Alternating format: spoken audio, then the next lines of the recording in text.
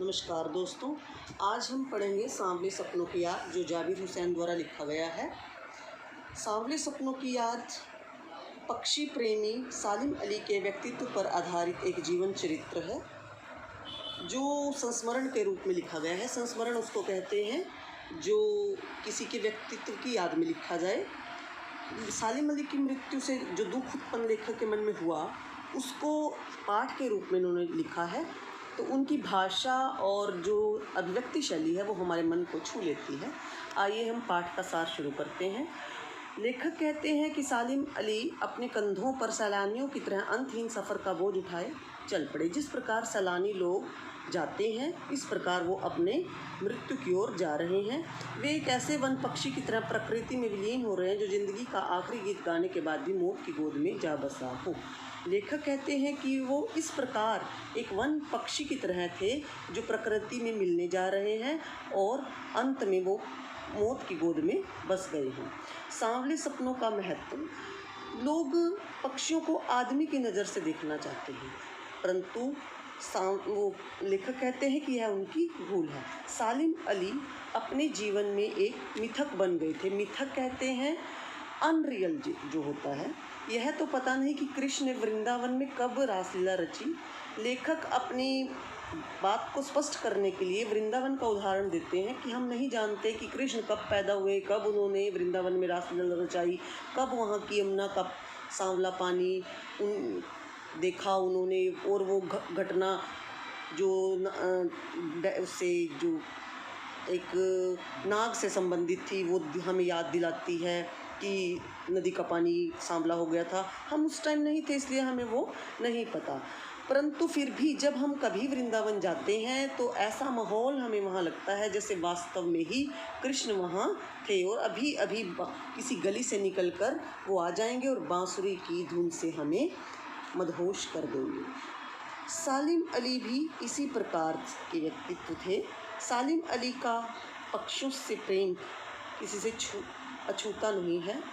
वो एक कमज़ोर काया वाले व्यक्ति थे और लगभग 100 वर्ष की उम्र के थे।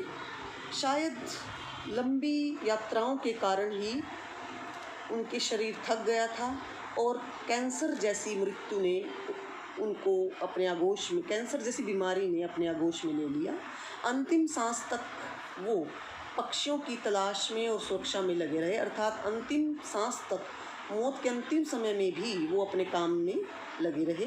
वे पक्षियों की आवाज़ में मधुर संगीत सुनते थे जो हम आम आदमी नहीं महसूस कर सकते।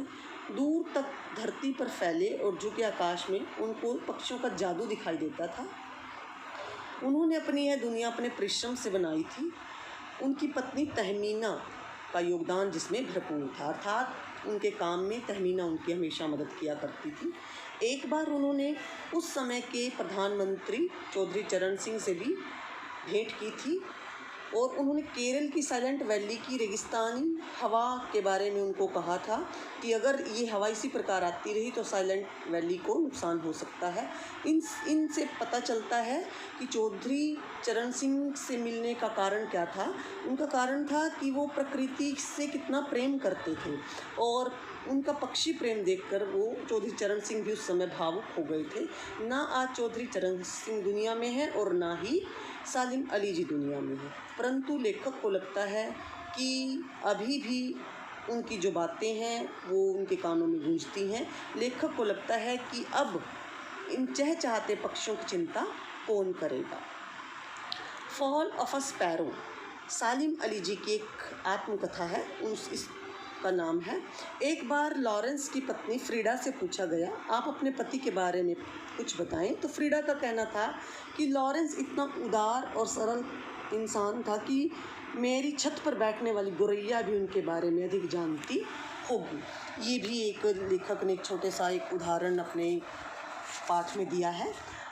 बचपन में सालिम अली किस प्रकार वो एक पक्षी प्रेमी बन गए, एक घटना का वर्णन भी लेखक ने किया है कि उनके हाथों, सालिम अली के हाथों एक गोरैया घायल हो गई थी। गोरैया एक पक्षी होते हैं। एक उस दिन वे अपने पक्षियों की खोज में उसी दिन से वो, जिस दिन से वो घायल हुई, एक बंदूक वो अपनी साफ़ कर रहे थे और अचानक गोली चल गई जिससे वो गोरैया घायल हो गई। उस उस दिन से ही वो घायल गौरैया को देखकर पक्षी प्रेमी बन गए और उन्होंने अपना पूरा जीवन पक्षियों के लिए ही बिता दिया। सालिम अली दुनिया में एक टापू की बजाय समुद्र में बनकर उभरे थे, इसलिए वे गले में दूरबीन लटकाए यहाँ वहाँ घूमते रहे और निरंतर पक्षियों की खोज करते रहे। जटिल व्यक्तियों के लिए वो एक पहेली थे। बचपन में उनकी एयरगन से घायल हुई जो नीले कंठ वाली गौरैया थी, उन्होंने ही उनकी ज़िंदगी बदल दी। नई नई खोज करते रहे और आगे बढ़ते रहे। लॉरेंस की तरह लॉरेंस भी एक पक्षी प्रेमी थे। वो एक नैसर्गिक जिंदगी का प्रतिरूप बन गए थे।